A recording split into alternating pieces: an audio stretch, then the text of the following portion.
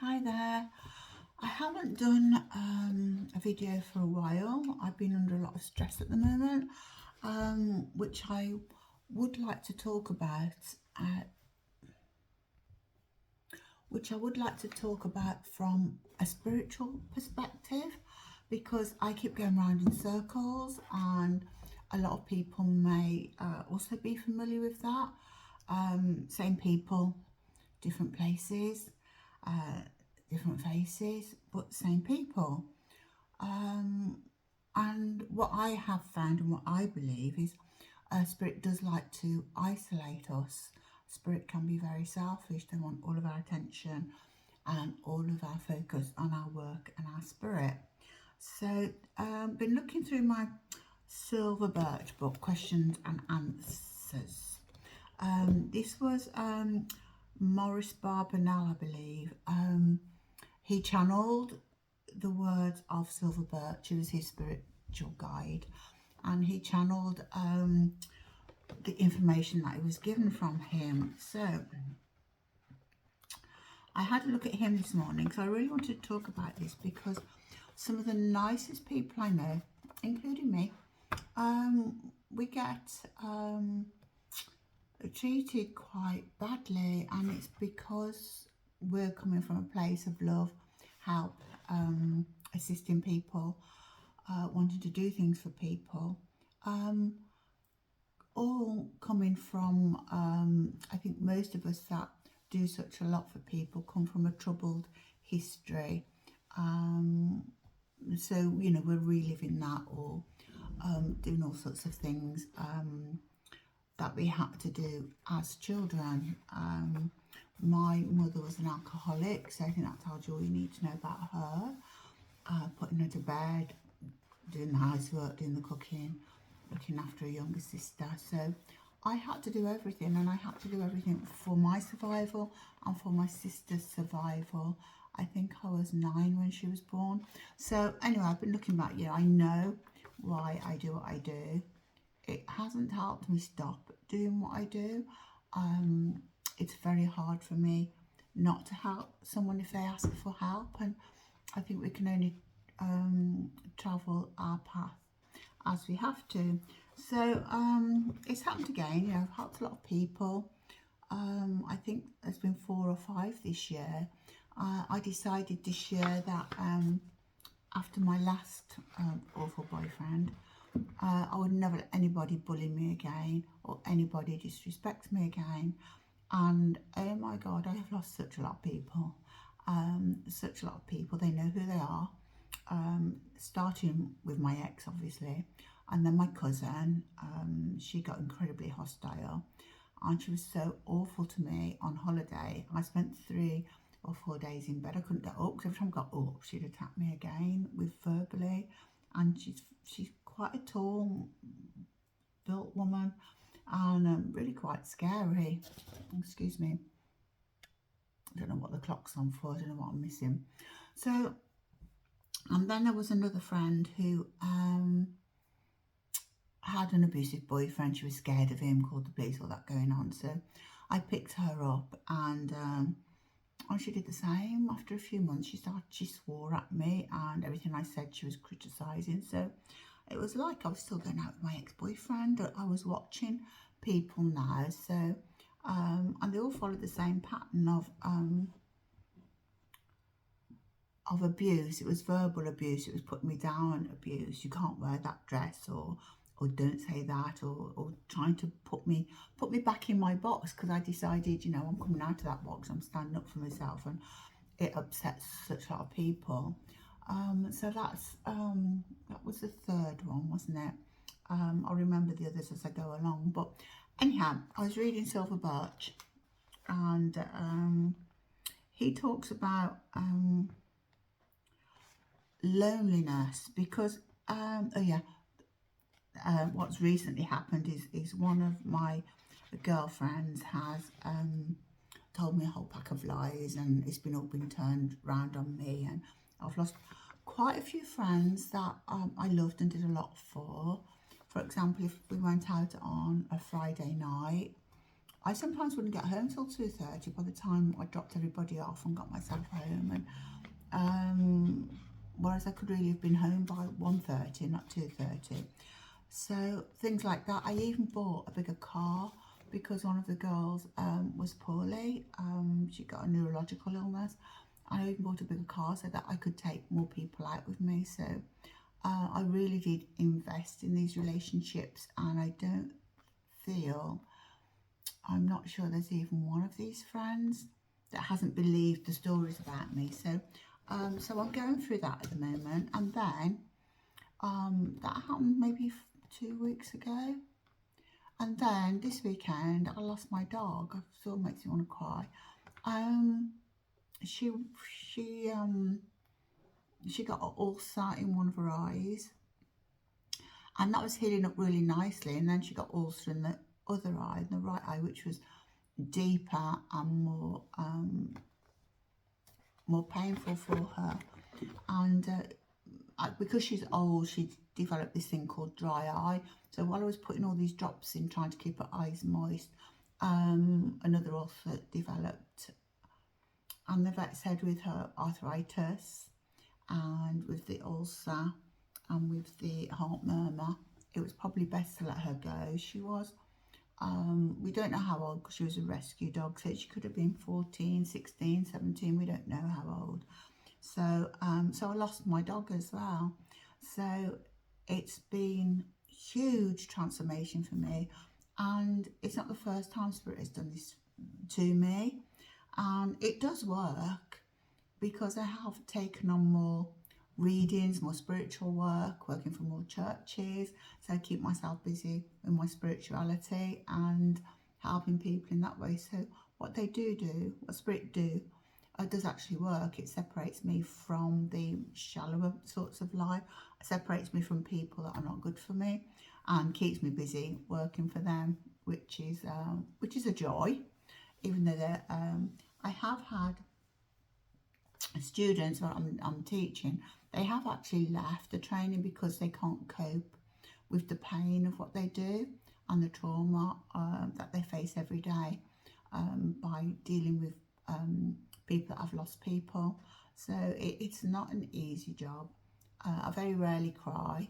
The last time I cried, I was given a message, and this woman had lost her dog, and I described the dog and everything, and she'd lost her dog that day, and she started weeping and I started weeping. So I'm quite a tough medium, but yeah, I'm waiting for my dog to come back. I did think I saw her last night because we have this routine before we head off to bed. I thought I saw her last night just for a fraction of a second, and I don't know if it was my imagination or whether it was a visit, but I know she'll be back. They do all come back. My poodle, I've been hearing for years. I keep hearing this tippy tapping behind me on the nails on the floor, and I turn around and there's nobody there, and that's been happening for years. And I just know that it's Betty, and she tormented my chihuahua as well. Anyway, getting off piste. It's been a rough few weeks. So I've been meditating, talking to Spirit, going through it again. This is not the first time I've been isolated by Spirit to work for them. And what can I say? It works for them. So, okay. Every soul treading the path of attainment must experience loneliness, but you have the companionship of evolved beings who will never desert you. Your strength comes not from your world, but from ours. So when we do feel bereft or lost or lonely, do know that your family is there. Do know that your loved ones are around you. And if you don't like your family, know that Spirit are around you and spiritual friends are there for you. Okay, so they do this for a reason. They do it to separate us and put us back on our spiritual path and not get distracted. And as I say, it has worked very well for us. So I looked at some other things that silver birch, sorry. My brain doesn't work very well at the best of times, and when I get stressed it works even less. Okay, obstructions to development. If you are hurt, it seems there is still room for development. Do not allow any thoughts of any kind from any source to hinder or delay the service you can render. You have been endowed with a gift and use it wherever you can. When there is a desire to serve, opportunities will be provided, but do not be in a hurry. So sometimes it is true. The criticism Silver Birch makes is that once people realise they have a gift and they want to start working immediately, the way will be shown. But I have seen some amazing mediums in Circle. It might be their first time in Circle and they're giving out messages, and the connection is just so strong and so amazing. And then they go out and they start working with spirit and doing services and talking to people who've lost people. But they really burn out quick. They're fabulous and they're all over the place, and then never hear from them again. And I wonder what happens. I think that, they're absolutely right that we do burn out because we haven't learned to use spirit energy. We're using our earth energy, our psychic energy, if you like, and that can be exhausting. And also pulling things and spirit into our aura can also be exhausting. When I started to learn mediumship, it was old school mediums then, the old fashioned ones, and they say that 5 years, it takes a good 5 years to learn all we need to know to access the power, to separate ourselves from the power when we need to. So yeah, I think for me, I like the 5-year model. I did that. I trained for 3 years on an exponent scheme in Warsaw. Then I did another 2 years on the platform accreditation, and then I got another couple of years with certificate from the Spiritualist National Union. So probably all in all 10 years, but throughout that time I was working. But yeah, for people, I do think a slow development is best. It doesn't mean you can't work with spirit or be with spirit. It just means take your time. Don't burn all your energy up at once. Learn how to hold on to it. So some other things that I found in here today. Okay.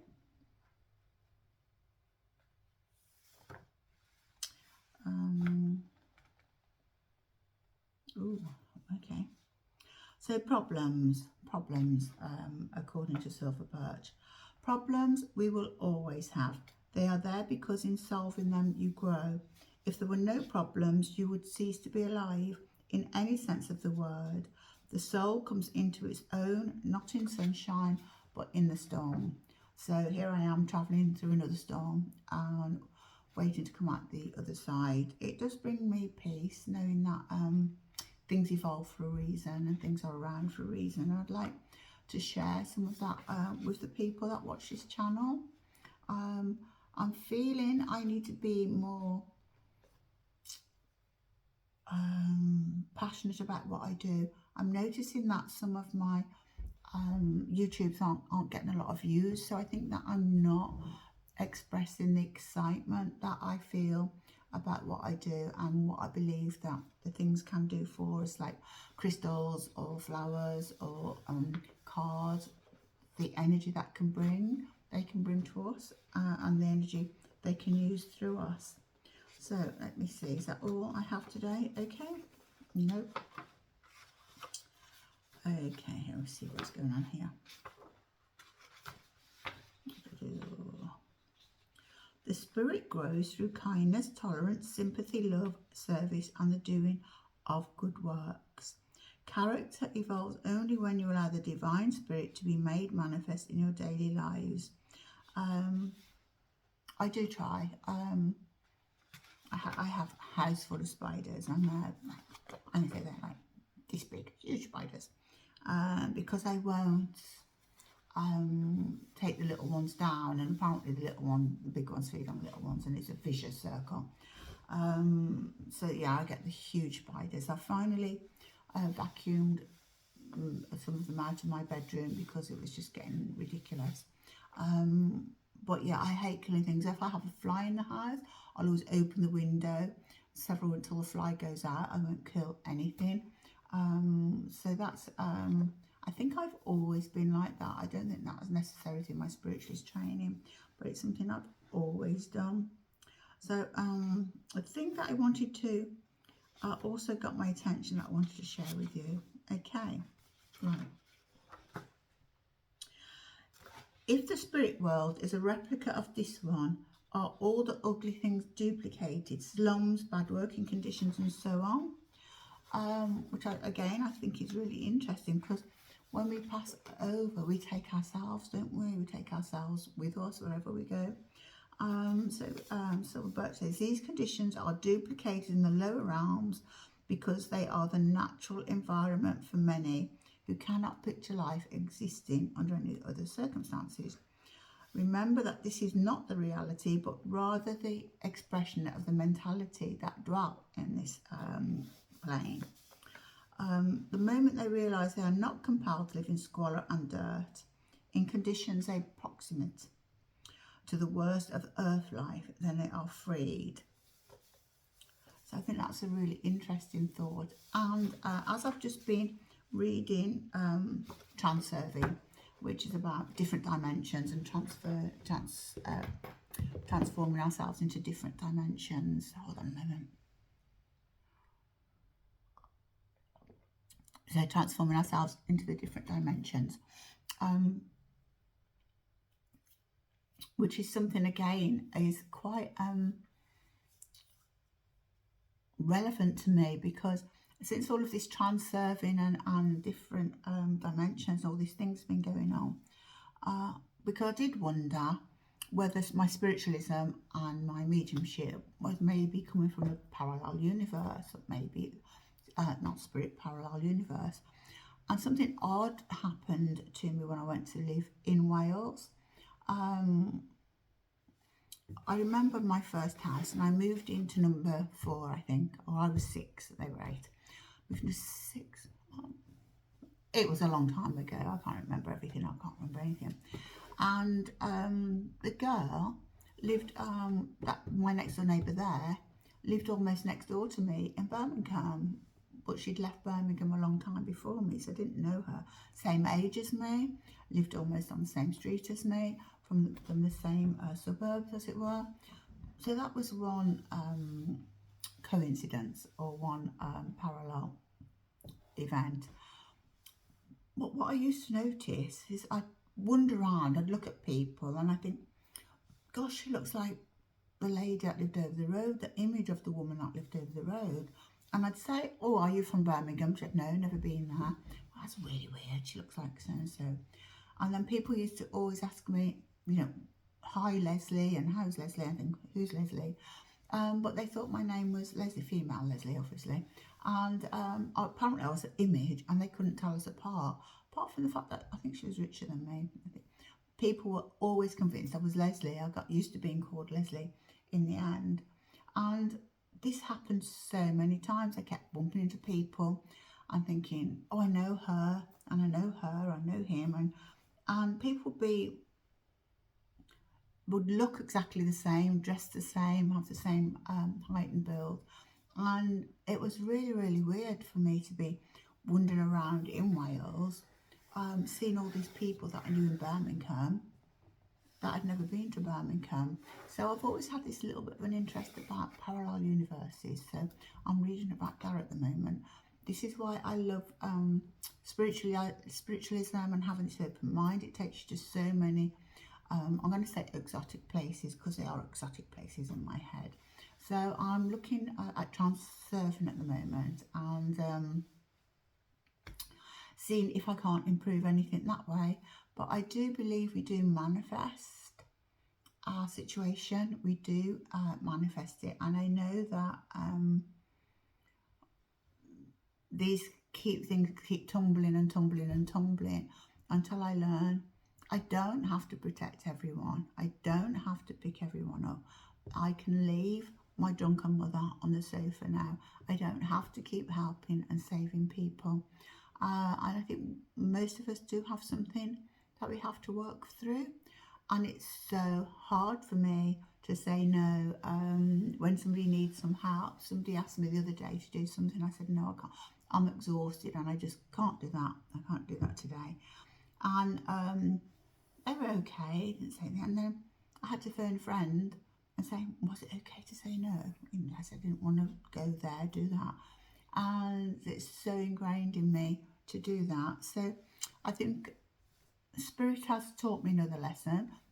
They've taken everything away from me again. Not everything, but a lot of my familiar things and my beautiful dog.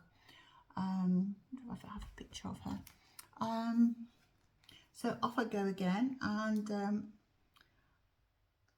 I have been offered a lot more work. That tends to happen. I've got more church services, I've got more private work going on, so that does tend to happen. They are making me go wherever they want me to go, which is inevitable really, and it does make me happy. It does keep me happy and in the world. Photo, bear with me. I must have a photo of my dog somewhere. Camera. No, not this time, maybe next time. It will take me a day to find it, I dare say. Oh, what? Oh. Beautiful Chihuahua.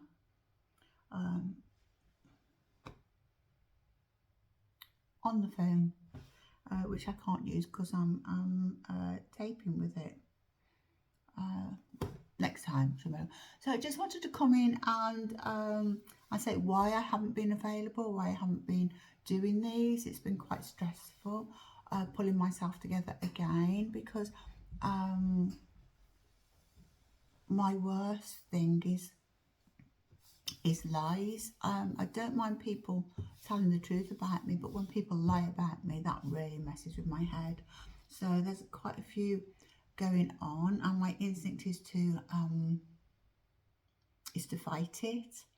But I think the friends that I've lost, the friends that I've believed the worst of me, or believed I was capable of doing these things, it's best to let them go. It's best not to argue or fight or try to explain. It's best to just move on. I am good at moving on. I've done it a lot of times. So I hope this resonates with some of you out there, and I hope you realise that everything is for the best, as I do. I do believe that it's spirit. I believe it's spirit work, the spirit world, and they direct us to where they want us to go. And I feel even through illnesses and disabilities and things like that, these are things not to accept, because I don't think we should ever accept them. We should keep on fighting for our health, as I do, by eating well, exercising, keeping steady. So we should always try and be as healthy as we can, and always look to spirit. Before I get out of bed most days, I ask for spirit healing, and I just visualise the spirit healing come through my body and healing me, help me to get out of bed. So thank you so much for listening to this.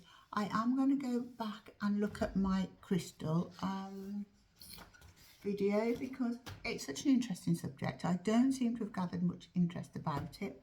So I'm going to go through the crystal YouTube and see how I can make it interesting for people, because I think all of this is such an interesting subject. It's all about energy, all the things we can use and all the things that help us.